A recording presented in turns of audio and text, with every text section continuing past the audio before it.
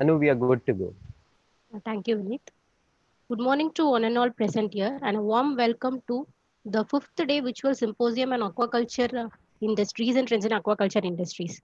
And a kind information to the participants: please mute your audio and disable your video so that the session goes smoothly. And I welcome Dr. D. Inbagandan, Head and Scientist of Center for Ocean Research, Satyabama University, and our guest speaker, Dr. Victor Suresh. Shall we go with the introduction part, sir? Please, Anu. Thank you, sir. Dr. Victor Suresh received his higher education in aquaculture and entered into the feed sector in R&D, product development and formulation. He has been working in the sector for the last 24 years. His consulting firm United Research was founded in Singapore in 2011 and has fed manufacturers in India, Bangladesh, Indonesia and Saudi Arabia as clients. He is also associated with the feed additives and supplements company Bentoli for a number of years. In India, he serves as the technical director for Grovel Feeds Private Limited. Recently, he has become the president of the Society of Aquaculture Professionals for the 2020 to 2022 term. Presently, he is the managing director of United Research Singapore Private Limited since 2013. With pride and honor, we welcome you to give the talk on advances in aquaculture nutrition research. Thank you, sir. The session is over to you. Please carry on, sir. Okay, thank you very much. Thank you. I would like to thank Satyabama University, Dr. Inbakandan, for inviting me to speak, and Ms. Anu Chandrasekhar. Thank you very much for your kind introduction. I would like to ask if I'm coming through clearly, because when Ms. Anu was speaking, I couldn't hear her completely clearly, and I'm not sure if it is a problem on my side or on your side, but can everyone can hear me clearly? I think if you don't, in our home, the Wi-Fi signal is somewhere else, and I'm sitting here. I could try to go closer, but I prefer not to. This is the good place for me to talk. So if people have problem, let me know. Anyway, you have to kindly check your Wi-Fi connections because your voice is breaking My voice is sometimes. breaking.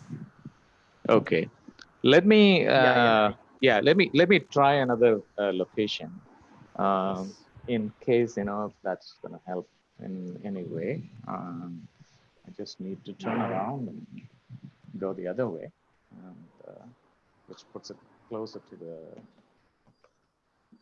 In here, you won't be able to see me very clearly, but you might be able to hear me better. Is this better? Yes. Yeah. No problem. No Yeah. problem. Okay. Okay. And so when I was speaking to Dr. Inba, I was asking what would be the typical audience for this meeting, and he said a lot of students will be there, researchers will be there, as well as other people, and it would be beneficial. And he emphasized that this is one in which we bring in people who are working in the industry to come and make a presentation to people who are in a wide variety of environment, including academic environment. So I structured my presentation according to that. And one of the things as we start is that we have this Society of Aquaculture Professionals. I don't know how many of you know about it, but we have been in aquaculture in the industry for almost 2000, from 2003. We have more than 500 life members. We organize a program called Aqua India, which is a very important aquaculture event in India, maybe the most well-attended event. It happens every 2 years. We had it in 2020. And fortunately, just before the lockdown started, it was the end of January 31st and February 1st was the Aqua India 2020. So we have the next program in 2022. Hopefully, by then lockdown will be gone, and we'll be able to attend it. And then one of the things that I want to bring to everyone's attention is that we started opening memberships to students in aquaculture from this year onwards. So recently I have become the president for this association for the next 2 years. And so, we are putting a lot of emphasis on this student membership. So students are very welcome to contact me. You can go to the website. The website address is just below the logo. You can go there and check it out. The website is being updated now. So what you will see on the website is a little bit of an older information, but we are in the process of working on an update. In another 15 days, by the middle of August, we should have the new website working. But again, the contact information and everything on the website would remain the same. Okay. So one more check on the voice audio. Is it okay? Clear Yes, now. sir. Yes, Okay. sir. Okay. Okay. Yes, sir. Wonderful. Okay. So when you are looking at this aquaculture nutrition, when it relates to what we do in the industry, there are 5 important things, that are the subject areas that are most important. One would be nutrient requirements of the animal, and this nutrient requirement would change based on species. It changes based on the life stage, which is whether it's a juvenile or an adult or a larvae or a broodstock. Based on the life stage, the nutrient requirement would change. And also the farming system, how intensively are you rearing the animal in, whether you're putting it into a pond or a recirculating system, whatever system that you're using is going to have an impact on the nutrient requirement. The other part is that a nutritionist need to understand the ingredients, the feed ingredients. And the feed ingredients, again, the composition of the feed ingredients, which would change from time to time based on, where they're growing and at what stage of culture, that we are harvesting those raw materials. All of that would affect the composition, the digestibility of it, what would be the minimum and the maximum value that we should have for a particular ingredient in the feed, and which would, based on some of the anti-nutrient factors and other things, would determine the inclusion of the raw material. People who are in aquaculture nutrition also need to understand feed processing technology. There are a variety of ways to make the feed. You can pellet it, you can extrude it, and then after you pellet or extrude, you can crumble it. Or you could produce some of the very small size particles online, on-size production of particles. All of that, people need to have an understanding, because feed processing technology would have an impact on the nutrient content of the feed and the availability of nutrients and so forth. So a deep understanding of the feed processing technology is important. We need to understand the feed additives. What are they made of? How do they work, and what is the dosage that we need? The safety aspects of the feed additives are important, so people need to have an understanding of that. And finally, we need to understand what feed has an effect on water quality, fish health, or finally fish quality as human food. This is becoming extremely important. And when I was talking to Dr. Inbakantan, he mentioned that you are looking at post-harvest processing. Again, aquaculture and the feed that we provide will have an effect on its quality, when you process it, so that part also is extremely important. Now, when you look at the nutrition research that's conducted in aquaculture, you can divide them into 2 different categories. One is public research. This is universities and research institutions conducting research, largely supported by public funds. So the results of these research are made public. They are public, they are shared openly, so everyone has access to it. Or we can do private research. Again, a private research can be done at a university or research institution, but then it is funded by the private enterprise. And then the collaborative research among feed manufacturers and their suppliers and customers. This is extremely important. Is that we work closely with our suppliers we closely work with the feed manufacturers, and this collaborative research is an important part. And finally, the in-house R&D, for the feed manufacturer is also very, very important.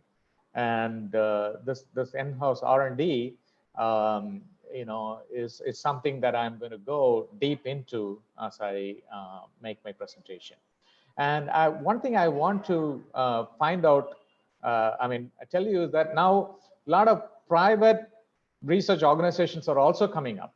So these private research organizations, are extremely, only, based on the support by the customers, who can be feed manufacturers or feed additive suppliers or even feed companies. Basically they are involved in providing this collaborative support, to the to whoever is willing to pay. They can conduct trials and do the work for them.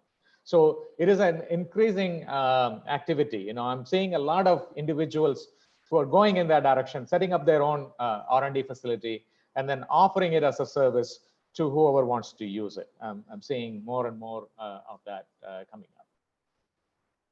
Now, when you look at the publications, to understand how much of an increase that we have in our research, we see that it has increased many, many times. And so in order to document that, I was looking at what has happened in the last 20 years in terms of publications that come out in a particular journal called Aquaculture Nutrition. And over time, this journal has become bigger, and it's now doing, 3 times more papers than what it used to be. So it shows that the content of aquaculture nutrition research has grown over time. And so more knowledge is available today than in the past about the nutrition of the animal.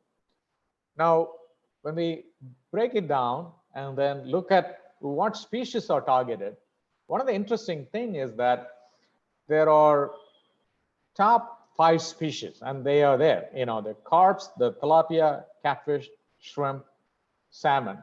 If you look at fish production, fed aquatic animal production, these 5 species are responsible for 90% of the production. For 90% of the aquaculture come from these 5 groups: carps, tilapia, catfish, shrimp, and salmonids. And about 50% of the work is on this 90% of the species.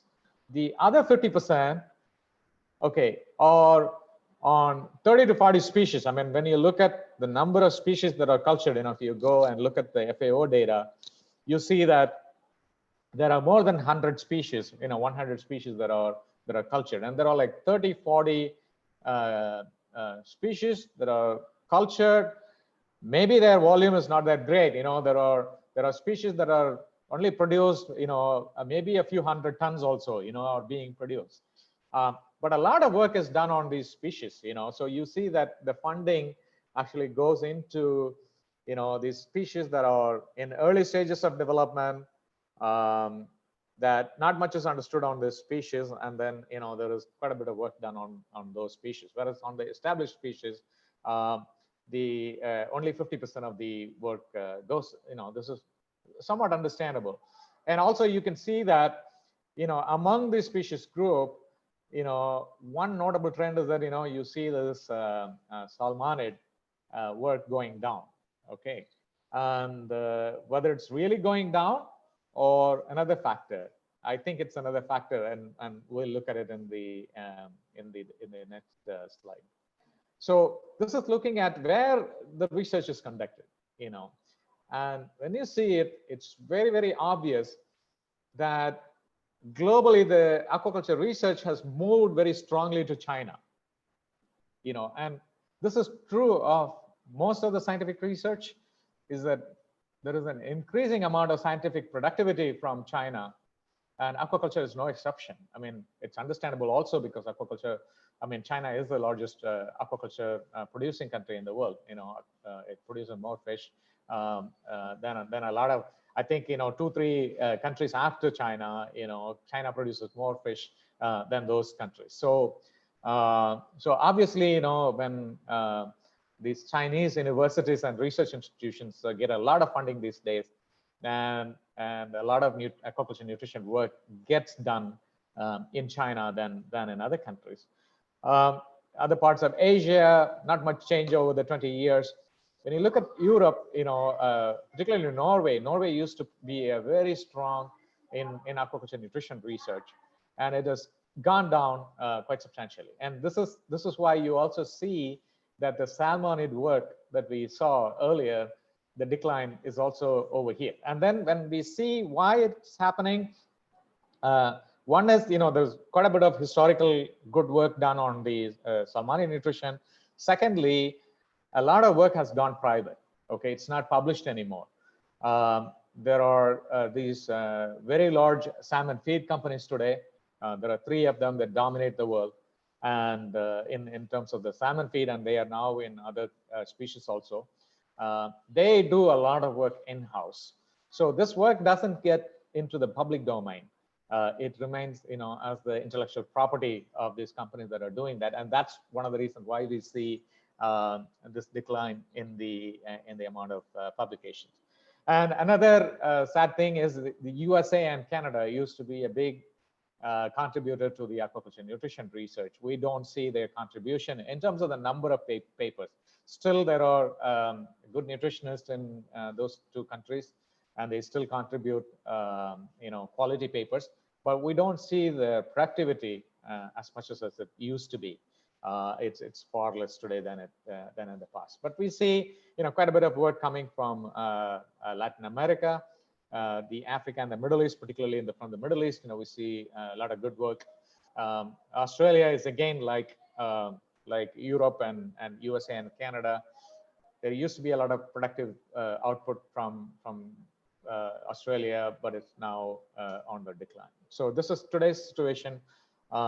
So today, a lot of important work, gets done in China, which becomes a big contributor to the aquaculture nutrition work.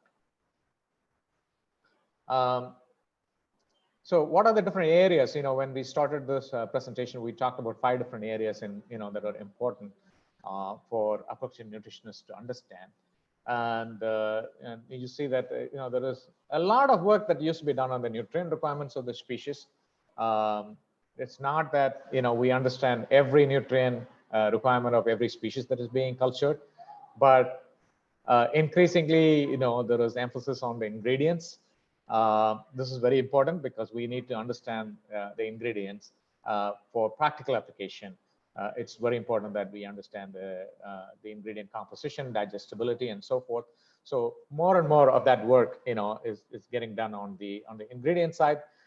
There is an increasing work on the health side, although not as much as I would like to see, but it surely is much more than what used to be done.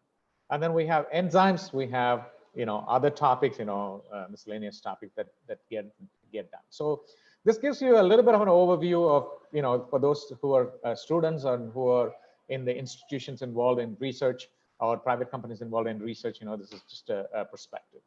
Now, moving on to the next area, when we look at what are the major concerns of the global shrimp culture industry, I'm using shrimp cultures more as a surrogate for the general aquaculture because I'm more familiar with it, and also it's a very important sector in terms of its value. It's one of the highest value sectors. So I'm taking shrimp culture as an example. 2 things. One is disease, another one is feed cost. This is something based on this Global Aquaculture Alliance, which is a global organization. Society of Aquaculture Professionals that I talked about is it's actually a strategic partner to Global Aquaculture Alliance. And they conduct an industry-wide survey every year. And consistently, these 2 topics are on the minds of the people: disease, feed cost. Feed cost because it impacts the production cost. About 50 to 60% of the production cost in aquaculture come from feed. So There has been an increasing emphasis on the efficiency. People want to see a lower cost feed so that their production costs can decrease. When you look at the external challenge, what is the public perception of aquaculture? The public perception of aquaculture has been negative at times. It's been going up and down. Sometimes we get good press. Sometimes most of the time we get bad press. And so the general perception of the public is that it's environmentally polluting. It is not sustainable because of the reliance on fish meal and fish oil produced from the wild fish. That it relies on antibiotics for disease management. It produces seafood that is inferior when you compare it to wild-caught seafood in taste, texture, and other health benefits. It's lower.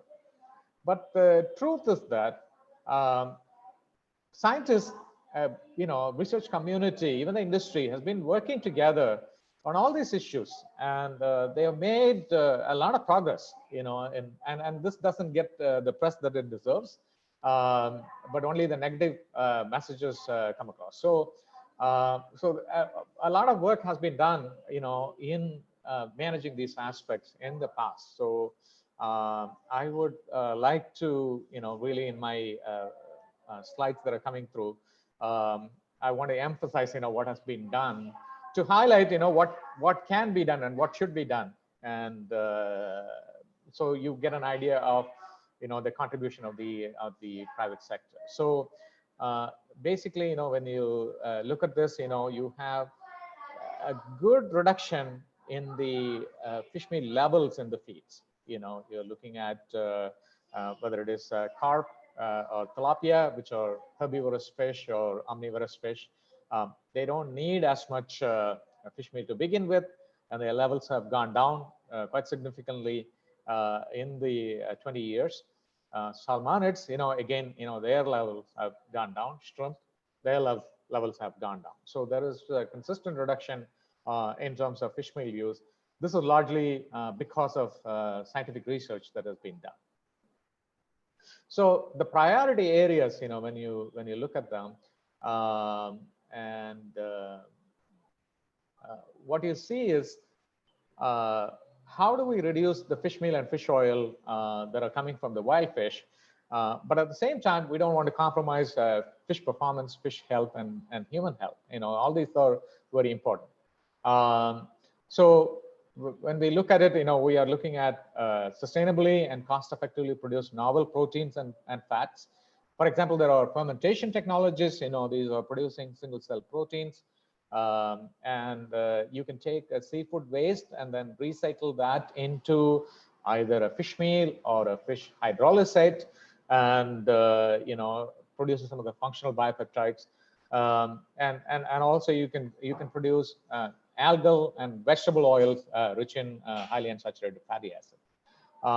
So these are, you can continue to, you don't have to rely on the wild produced fish, wild caught fish, in producing the fish meal and fish oil that are necessary for aquaculture's growth.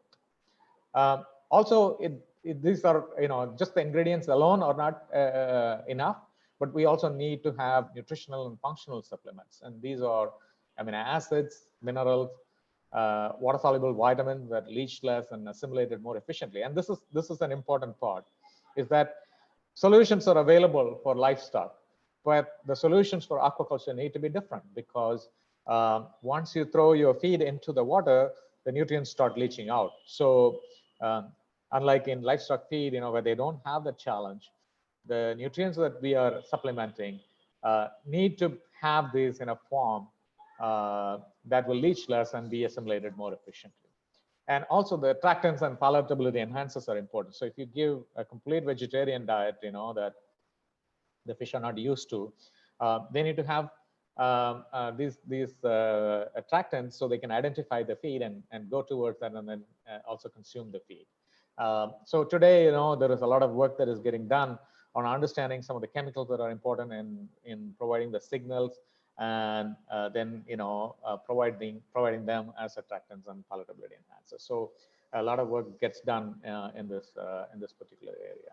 So this is some of the work that we ourselves did in order to understand, these ingredients, that play a role as fish meal replacement. We were largely looking at animal byproducts. These are poultry byproduct meal, feather meal, blood meal, and then we compared them, with the marine ingredients, the fish meal, fish hydrolysate, krill meal, and the squid liver meal, and saw, how different they are. And they are vastly different. The one that worked well as attractant and palatability are very high in peptides that are short chain peptides. So you see here, the one on the top, the pink bars are less than 1,000 Dalton or 1 kilodalton. These are very small small peptides, and also free amino acids. And you can see how rich the marine ingredients are in those when you compare them to the animal byproduct. The animal byproducts are on the left-hand side of this chart, and the marine ingredients are on the right-hand side of the chart. And you can see, in the distribution, the animal, particularly when you look at something like a blood meal or feather meal, these are very, very large peptides. And so these peptides, the short chain peptides actually are also the good attractants. They are the ones that are providing the smell characteristics that are important for the fish and shrimp to follow. So we were also looking at the nucleotides. And again, in the nucleotides, you can see this vast difference between these different kinds of ingredients. The marine ingredients are much higher in terms of the nucleotides when you compare them with the animal byproducts. And so ultimately, okay, you can do all your research in your research institution, in your lab, but then when it comes to a commercial solution, it needs to have, partly the formulator, who's looking at the requirements of the species, is looking at the characteristics of the ingredient and try to match them together using a formulation program. But also it requires product solutions in terms of, we talked about the supplements, when we talk about amino acids and trace minerals, how do we make them less soluble? How do we make them as effective as they would be if they were part of a fish meal? So when you are taking a crystalline amino acid, whether you are taking a lysine or a methionine, how can you ensure that this would be as effective as the lysine and methionine that come from an intact protein like a fish meal? So the same thing with the functional ingredient, whether it's an attractant or enzyme to improve the digestibility of the ingredient, you need product solutions, in this. And then you also have the alternative proteins. These alternative proteins can be terrestrial animal byproducts, it can be algal meals, it can be single cell proteins, or any of those solutions. How do we put them all together to provide a fish meal replacement? So the other important part, we were talking about fish meal replacement in that, we talked about it's not simply the performance of the animal, but also the health of the animal is very important. So health is an important performance factor. And also, ultimately, this is the fish that's going to be consumed by people. So again, the reason, one of the reasons, people eat fish is to be healthy. Okay, and so in the fish that is wild caught, you have this highly unsaturated fatty acids, you have that bring them human health benefits. And how do we, again, provide that to the animal? And those factors that provide health to people also provide health to the farmed animals, farmed species. So how do we improve the aquatic animal health using dietary factors?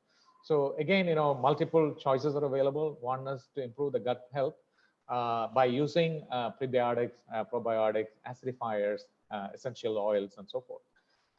And then we can also have nutrients that promote immunity, vitamins, for example, vitamin C and vitamin E. You have trace minerals like selenium. These are nutrients that promote immunity. So they're part of, they improve the performance of the animal. At the same time, they also improve the health of the animal. But there are also non-nutrient immunostimulants, things like the yeast cell wall components, that trigger the immunity in the animal. So they don't have a nutritional benefit, but they have an immunity benefit, a health benefit in the feed. So so there is a lot of need, to work on those areas. How do we improve the health of the animal using nutrition? So there are multiple ways to manage the health of the animal, but nutrition is one of them. And it is the duty of the feed manufacturer to really address that that aspect. However much we can do on that side, it is desirable. So now I'm coming to the third and the final part of my presentation. How do we take an idea, which can be coming from the feed mill side, or it can be coming from the farmer side, but whatever it is, the idea is coming, and then how do we convert that into a product? So in this particular case, I'm going to describe, how we did, for one of my clients. And I wanted to give that as an example of how research in the industry gets done. So this is the Growell Innovation Center, which where we conduct all of our trial. And by the way, earlier this month, this lab was recognized by the Department of Scientific and Industrial Research, so it's recognized by the DSIR. And basically, this has been in place for the last 5 years, and this has different components to it, and I'd like to walk you through the different components. One is the pilot feed plant. So the big feed plant, where we make the commercial scale feed, the smallest capacity of the machine is about 5 tons per hour. So it's a very large capacity, So if you want to make a little feed for your trial, you cannot use it in the big machine. The big machines are used anyway in commercial operation. You cannot go and do it. So there is a need to have a small feed mill, and so this is what it is. And this is mostly manually operated machine. And so on your left-hand side, you see the view of the pilot plant, and at the very front of it is the coater, but there is also a cooler after that, which you don't see in this picture. And the long box that you see over here, I don't know if you could see my, 1 second, if there is a pointer there. I'm not very sure if you can see my pointer, but it's basically a dryer, and then you see the other part, where you're seeing the grinding setup. This is where the grinding happens. And then it comes into, we have 2 extruders here. One is a single screw, another one is a twin screw extruder. The picture is a little bit small, but over here at the very center, the bottom left-hand side, is where you see the small extruder. This is a twin screw that you see on the side of it. There is a single screw extruder, and so these machines help us to make feed. Actually we can make a feed that as good as a commercial scale feed, but we can make 10 to 100 kilos per hour instead of making 5 tons per hour, or 10 tons per hour. You can make a smaller quantity. So you can do a variety of feeds. We can test even, in the system, we can also optimize the process, and then we can take it to the bigger plant and do the feed, over there. We have animal rearing facilities. There are 2 units here. And one is, where we have this fiber tanks and also aquarium tanks, and you can see them at the top. There are 80 tanks here, and they are connected to 2 different systems. On one side, it is connected. The one that you see on the left-hand side is the clear water system. This is basically a recirculating aquaculture system. It has a solid filter, a biofilter, and also a UV disinfection unit. To take the water into the system. So it's clear water. There is no organisms in this system. On the other side, we are connecting it to a green water system. The green water system is basically on the outside, and it's almost like a little pond. It's exposed to the sun, so it generates a lot of algae. And we circulate. We take that water and we circulate into the indoor tanks. So the water gets processed, through this algae. We also have some fish in there. We actually stock them with tilapia and milkfish. and we don't feed the milkfish or tilapia. They are completely eating the algae and whatever waste that is generated coming into the system. They consume that waste and they grow. And so we have two different systems. So some of the things, when we want to understand the specific shrimp nutrient requirement without any interference of any of the organisms, any algae or any zooplankton, then we can do it in the clear water system. When we want to know how it would be like in a pond environment, then we put it into the green water system and we can run trials. So we have 40 plus 40 tanks in here. We also set up cages in the pond. It's right beside our feed mill. So in this pond, we have cages. We have close to 120 cages here, and this is actually very low salinity water. I would say 1.5 ppt. So you can have both fish and shrimp can grow in these cages. And so we do trials, feeding trials with both fish and shrimp in these trials, and we get fairly good growth rate in these systems. The shrimp grow like they grow in the pond, so these cages are being used to try to conduct feeding trials on shrimp. This is not our own facility. This is something that we would love to have in the future, but right now we don't have it. So this is, when you are studying the health aspect, when you want to have a very controlled pathogen challenge test. So this is a lab in Vietnam called Shrimp Lab. Earlier in my presentation, I talked to you that there are also now labs that are for profit, and that's the service that they provide to the industry. This is one such lab. It basically provides service to anyone who is willing to pay for a trial. And so in this trial, you can basically grow the animal and subject them to any of the pathogen. You can do white spot virus. You can do the bacteria that causes CMS. All of those control trials can be done here. Like I said, we don't have access to a lab like this. One day I would like to have a lab like this. And so what we did was, we wanted to do all these trials in collaboration with our customers. So basically, this is the work that we did in 2017-18, and we continue this work. But what we did was, we looked at different nutrients, immune enhancers and stimulants, antimicrobials, and then we wanted to test them in farms. So this actually was produced as a commercial feed, and then we sent out to the farms for trying out. And two of the feeds were actually placebo. That means that we sent the regular feed; these were all coded, so only a couple of people know what is in the feed. The people who are receiving the feed do not know what it is, and then two of the feeds were placebo.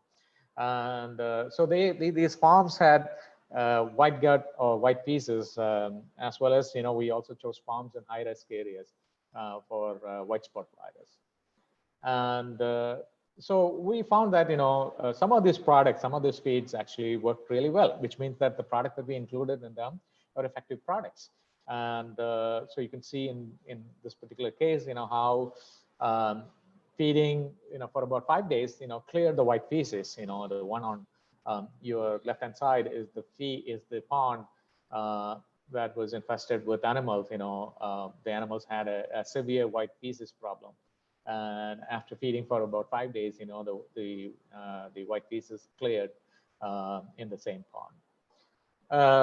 Again, you can visibly look at the animals. The animals have white feces problem, and then which cleared up after the trial.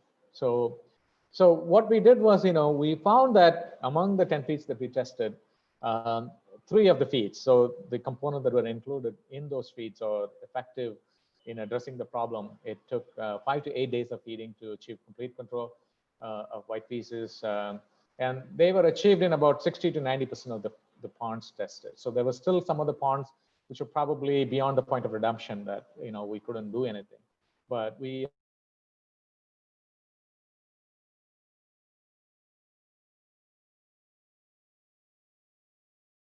control of white feces. That means that, people are not saying, this is a product that is working because of the because we say that it will work, but that when the feed did not have anything to improve, they were not working at all. So sometimes a feed can also remedy the situation. It's not the feed that is doing, but a change in the pond environment. Maybe another factor is in play. So how do we isolate the effect of the feed? That's why the placebo feeds are important. And then two of the feeds, delayed onset of white spot virus, and so these 7 ponds that are fed with the feed in an area highly prone to white spot remained WSSV free, even though neighboring farms were affected. So based on these results, we launched a feed called NutriVive F15, and we continue to improve the feed. And even in 2019 and early part of 2020, before the lockdown, we had another 68 pond trials conducted, using some of the improvement things. And also we are looking at different strategies, like what a minimum level of feed that we need? Can we reduce the amount of feeding and still get the same result? All of that we are looking at it. So what is the take-home point? This is almost my last slide. What are the take-home points? So aquafeed manufacturers and suppliers of the feed additives and supplements, require in-house R&D. We need access to live animals. So when we have something, we always find that it's very convenient for us to take the animals and try them out. And also, you can work with a university or a research organization, but it's very structured. And sometimes you may want to discontinue a trial and then redo it. Or even after you do the test, you want to redo it to make sure that you're getting the same result as you did in the past. So for all this, an in-house R&D is a requirement. And another thing that I would the suppliers and customers. This is an area in which feed manufacturers always have they want to keep their suppliers at arm's length, and also they are concerned about working with customers. But then if you open and collaboratively work with them, you will always get good results. The thing is, no one has all the answers, but more the pieces you collect, sooner the puzzle will be solved. So it's important that we trust our suppliers and customers and be open to work with them. The universities and research institutions can be valuable resources. But one of the things that I realize is that a single institution cannot provide all the answers. So then, we need to understand the strengths and weaknesses of each organization and be willing to coordinate project among multiple institutions. So we know that, this particular university is good in this particular aspect. This research institution is very good in this particular analysis, and things like that. So, so can we do a project, coordinating among different institutions? That is where the industry also needs to employ good scientists, these people who are trained well in their scientific disciplines to organize their research. That's very important. And finally, expertise and infrastructure capabilities are required not only in nutrition. So a feed company cannot limit itself to just nutrition work, but also in all related critical areas like health and environment, play an important role also. So you need to have capabilities in those areas. Either you can have in-house capability, or you have a strategic partner with whom you can work, or you can contract the work to a university or research institution. All of that will be important. And one of the things is, we also value, this, and since I'm talking this to an educational institution, we also value the work that comes from the public institutions. The publicly available information is extremely important for doing better of what we are doing at any time. So So the public research is also equally important. And we need to take advantage of all these sources in order to benefit from the things that we do, in order to ultimately the benefit goes to the farmers, and that's what we are all working for, and it's important that we do this. So that comes us to the end of the presentation. For those who ever missed the start of this presentation, again, I would like to tell you that Society of Aquaculture Professional is opening memberships to students in aquaculture. So I would encourage every one of you to go and check our website, which is the aquaprofessional.org, and then check it out and consider becoming a student member in the future. That's it. Thank you very much, and I can take questions now. Thank you, sir. Thanks for the wonderful presentation, sir. Very informative, and particularly people who are concentrating on aquaculture nutrition. Actually, I have some few points there. In India, though shrimp aquaculture is at the top priority. Slowly nowadays, farmers are concentrating on other candidate species also. But seed and feed supply is the limiting factor for those other species. I'm not talking about shrimp. If somebody concentrating on milkfish or mullet, even from the previous talk, those farmers who interact with the sessions, they ask if they don't have a feed for a milkfish or a mullet fish. So seed and feed is the limiting factor for the other species. So as an academician, I want to say that all the research people, they are working on particularly on creating a new kind of an aquaculture pellet or a feed ingredient, whatever they are working on that. So is it these feed industries, or as you as being the representative of aquaculture professional society and you are the president of that, so I'm asking that whether these feed industries like the Global Innovation Center or like that, they will have back up those research people or young entrepreneur in that way. They help them financially or technically or whatever way. Will they back up them to come up with the new feed for that other candidate species? Will it be possible? Definitely it is possible. I want to tell you this. I mean, feed manufacturers always have, we always have this chicken or egg, thing, So basically, stimulation of an aquaculture, a new species or, a species that's not very popular,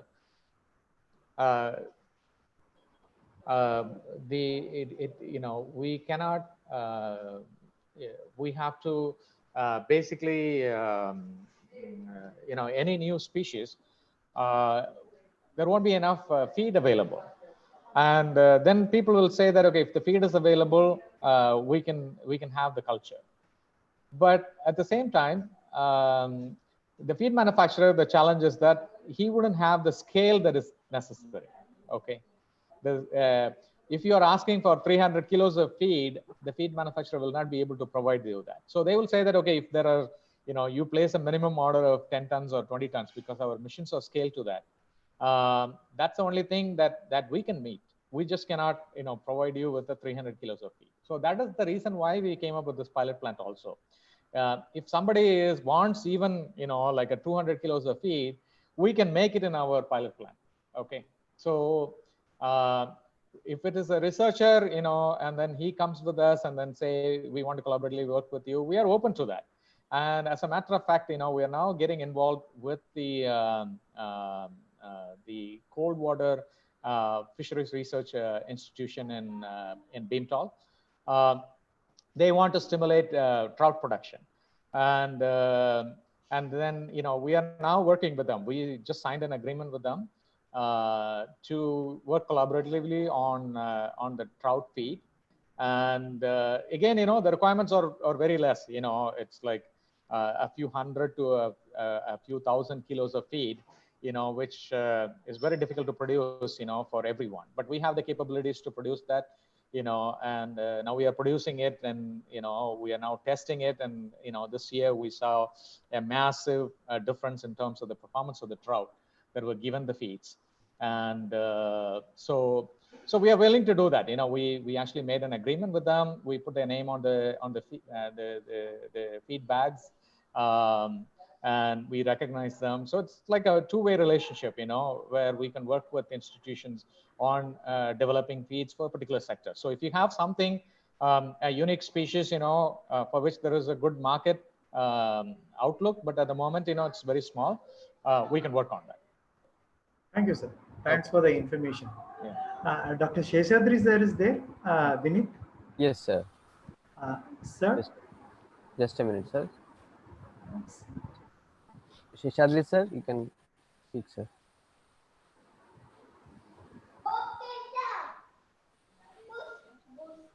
Sir, are you there? Sheshadri sir, are you there? I think That is not there. Internet connection is not well, I think. Okay, then we go with the, sir, shall we go with the question answer session? Yeah, sure. Yeah. Yeah. Absolutely. Yeah. Anup and Vinu, you can proceed, please. Yes. Yes. So, first I would like to unmute Dr. Ajay Kumar, sir. Ajay Bhaskar, sir. Yeah, please. Ajay Bhaskar, sir, you can continue, sir. Oh, thank you. Hello, doctor. How are you doing? I'm doing fine, Dr. Ajay. Yeah. Just would like to know, you are doing a lot of research, and really it's a wonderful presentation, doctor. And I am going to have a presentation on 27th by same Sachibama regarding fish nutrition and formulations. Okay. Evening 4 to 5. So I'm concentrating on mostly on fish, freshwater fish and marine fish nutrition. Okay. Just when I'm go through your presentation, I have seen that RES clear water system and a green water system. So can you tell me what is the growth difference and FCR difference you got between these two systems? Yeah, we typically start the clear, both systems, the clear water and the green water, and even the cages, we typically start them at about 2 grams. Usually the outdoor cages, we start at 4 grams. Till then, they are in a nursery system, and from the nursery, then we move them to these systems. In the clear water system, typically, the 2-gram shrimp, we get close to about 8-gram shrimp in about 6 weeks. Currently we are doing one trial, and that is the growth rate that we get in that system, in about 6 weeks. Sometimes we end the trial in 6 weeks. Sometimes we go up to 8 weeks. It's between 6 and 8 weeks, depending on what we are doing. That is in the clear water system, where we have the lowest growth rate. The green water system is typically about 1.7 to 1.8 grams per week, is what we get in the green water system. We do weekly sampling, that, if we reduce that, maybe we can get a little bit better growth. We are stressing out the animals quite a bit. So we get something, in the 1.7 to 1.8 gram growth, we get in the green water system. The outdoor cages are extremely good. We get nearly 3 grams. We get 2.7 to 3 grams a week. We can get in the outdoor system, largely because I think the shrimp are eating the algae that are growing on the cage material. So they get a lot of nutrition there, other than what we are providing in the form of feed. So we get really good growth in the outdoor cages. So this is typically the growth rate. Sometimes, when we want to have trials done on the large animals, we grow them in the outdoor cages, and then we can move them indoor. But we have found some problems, with that. We are violating our biosecurity protocols. We get some bacterial disease problems and things like that. So we don't do that anymore. Now we have a strict biosecurity. You cannot go back and forth between the two systems. The two systems are separated. So we don't do that. But otherwise, this is the typical growth rate that you get. Yeah, because I have some time back I have done some culture farming activity in the Bhimavaram area with related to the fish. In my pond, I didn't get maybe because of salinity or some other reason I couldn't get the plankton. So more or less, that required the blooms required for a proper growth. So more or less I have done a clear water this one, culture of IMC, Indian Major Crops. So what happened? Those I have used the top 2 companies' feeds, and the claim is 1.2, 1.3 FCR. But when I'm doing the same, culture, following their protocols and the feeding table and all, so I found in a clear water system, I found the FCR around 1.8, almost 2. Yeah, it can happen. I mean, the natural foods are very important, in the nutrition of the animal. So I understand that, okay, then nearly 30 to 40% of the growth is coming from the natural food than the commercial feeds. Absolutely. So this is what I wanted to know with regard to the shrimp. Thank you. Okay, thank you. Okay, thank you. Thank you, sir. Many compliments are coming from the participants. That is a wonderful and informative presentation. Oh, thank you. Yes, sir. So the next participant I would like to unmute is Dr. V.S. Chandrasekhar. Oh. Yes, sir. You can proceed, sir. Chandrasekharan, sir. Yes. Yeah, my video is not coming. Sir, but your audio is very clear. We can hear you. We can hear you, sir. Okay. Since I know your face, Good morning, Mr. Suresh and Inbagandhan. And I think almost every day, for the first time, I am attending all the lectures of this continuous 5 days program. Thank you, sir. Thanks a lot. Because it is much related to my subject of interest. And thanks for the presentation, good presentation, Victor, as usual. And one just question that has come to my mind. Feed conventionally and in the modern scientific aquaculture also, feed is playing a major role. With regard to the biofloc technology, what is your opinion? See, it's a high carbon system, and how far that is good for in long run? That is number one. And number two, how far our artificial feed can play a role so that ecological balance can be maintained. Can you tell me something about that? Yeah. I mean, I think, when you look at biofloc technology, when it, caught everyone's attention, that probably, I would say the early work, is like at least 20 years old. And, when they came, the claims were made that, we even said, there was no need for a feed industry anymore. The shrimp can eat, whatever natural foods that are produced, and, they'll be fine. But that did not turn out to be the case. In the early days, they were talking about feeding the biofloc. They wanted to make, feed pellets that are very high in grains. And so if you look at all the early work, that was done in this aspect, grain pellets were produced and they were the sources of carbon. These were very low protein, about 16 or 17% protein. Rest of it is all grains, and they were feeding the bacteria and things like that. Eventually, it switched to more, I would say, user-friendly sources like molasses and so forth are being used as the carbon source. And if you look at the biofloc bacteria as a source of nutrition, some work has been done. Quite a bit of work was done in the early stages, where they were trying to catch collect the flock and then analyze the composition of the flock. And then people were saying that, okay, the flock can be a significant source of nutrition for the shrimp. But I don't think it is a very complete source of nutrition. One, it also has, for some reason, it is also deficient in some of the essential amino acids and so forth. So that idea of the biofloc being a significant source of diet, dietary nutrition for the animal, that did not really materialize. And I think the level of protein that you need in the feed in some countries, they went down, and we can say that, okay, if you look at all of Southeast Asia, the shrimp feed, the protein levels in shrimp feed vary from country to country. And if you look at countries like India and Vietnam, we have the highest crude protein in the feed. If you look at Thailand is somewhat lower than what we use in India and Thailand. I'm sorry, in Vietnam.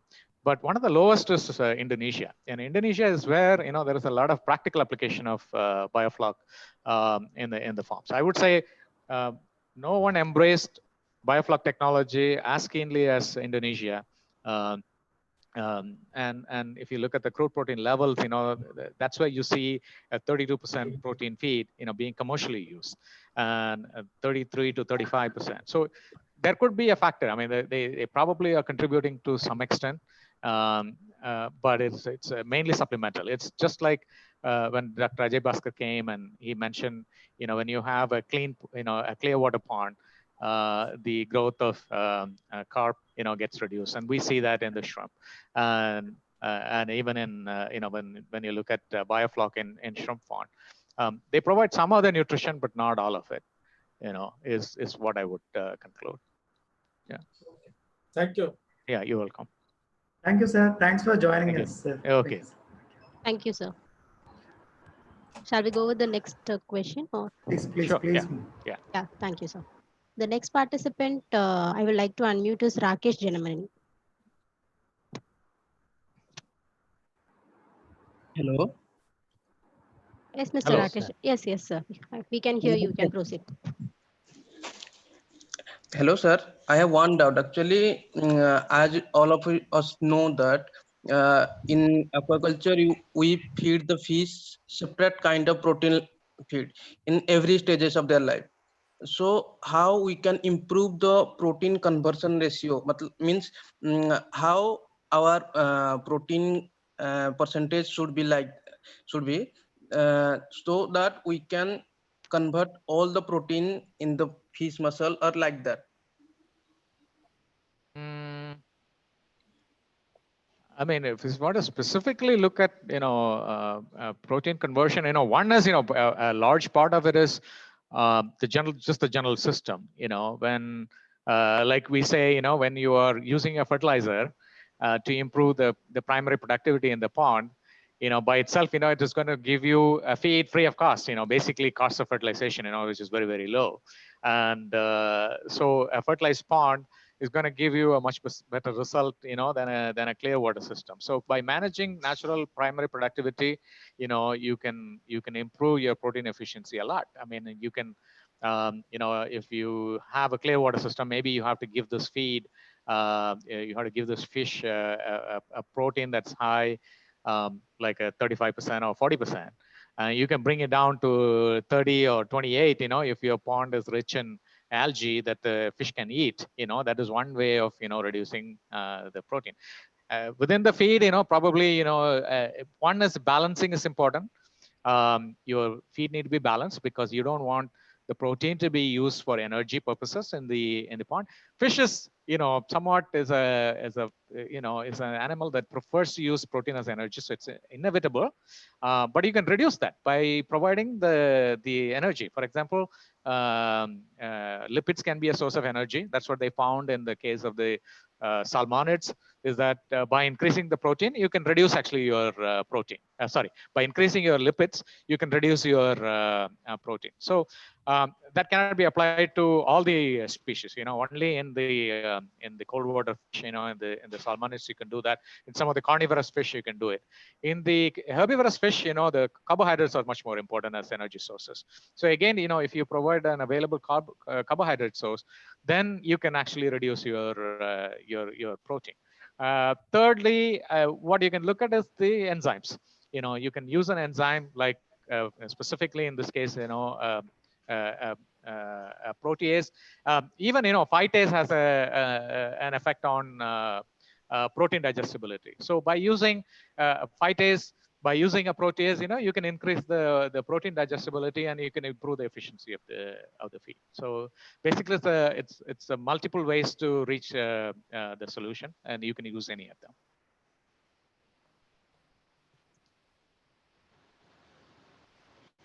Thank you, sir. Next, I would like to unmute Praveen Prasad. Yes, sir. My question is, through fermentation, we increase the protein value in the feed. Any guideline regarding what type of a probiotic or prebiotic we use, so that what is the process of fermentation by your companies or by your research, sir? mean to say that you put the probiotic to somehow ferment? I mean, this is, so you're talking about not using a feed, but an ingredient that you can use, or a mix of ingredients, or, I mean, I'm not very clear, because typically, you know, in the industry, they feed and then they apply the probiotic. They go separately. But if you want to improve the raw material, you can subject them to, you know, a specific fermentation, you know, on that ingredient. And there are now ingredients that are being produced like that. You know, for example, you can ferment soybean meal. There is also a cottonseed meal that is fermented and being made available. So specific ingredients can also be separately, you know, fermented, and then when you look at the commercial angle, they are then dried and then, you know, come to us as an ingredient. And again, you know, they use different kinds of species. A large number of fermenters actually use a bacillus to ferment soya and cottonseed meal. That is the predominant mechanism of fermentation of these ingredients. But there are, you know, multiple ways of doing that, and I now understand that even rice protein, it gets fermented, it gets hydrolyzed, and then, you know, converted into a product, you know, that can be included in the feed. Years ago, and even now, I think some people are doing that, is to use, you know, these probiotics. I'm not sure if I can specifically recommend, because it depends on the property of the bacteria to produce, you know, what it needs to degrade in the ingredient. Some of these bacteria produce cellulases, for example, and so they can work on very fibrous ingredients and take down the fiber content. And people used to do a on-farm fermentation of soybean, you know, and they would use a mix of species, you know, bacterial species. And there were, at that time, you know, there were people who would come in and then, you know, give them some spores, and then, you know, have the farmers, you know, subject the soybean to a fermentation, and then apply the fermentation. And now we see that rice bran, you know, people are now using rice bran fermentation. And I'm seeing that many of them are using just commercial blend of probiotics. You know, these are mainly different species of bacillus that are available. I think multiple products are available now. I can see, you know, 20, 30 products that are available in the market. And these are being used to ferment rice bran and or rice polish, actually. And then that's being used in the pond. You know, it's can be consumed by the animal, or it can be consumed by the different zooplankton and other things, and then they become the food of the animals that you grow. So on that part, you know, the science is too early, but farmers are doing a lot of innovation, like, for example, on pond, on the farm fermentation using commercial probiotics and things like rice bran. Yeah. Thank you, sir. Thank you. Thank you. Thank you, sir. Sir, as we don't have any more questions and we have exceeded the time, it's, I think, sir, I would like to. Okay. Vinith, thanks for the information. Seshatri sir is there. We can ask him to give a concluding note on this. Otherwise, Yes, we can end this program. Seshatri sir is here. Yeah? I don't know, sir is still with the phone, it seems. Sure. I think sir is still, no, I think still he is being in the phone, it seems. Okay.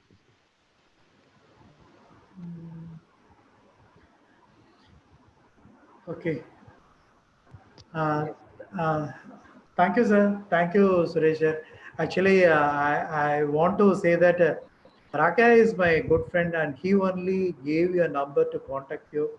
And I really happy to be in association with you, and I'm happy to hear your presentation. Actually, it's very simple and it's very clear, and it gives a lot of idea to our research people. Because even in our center, we are working on nano-based formulation and herbal-based formulation on that thing. And we had some kind of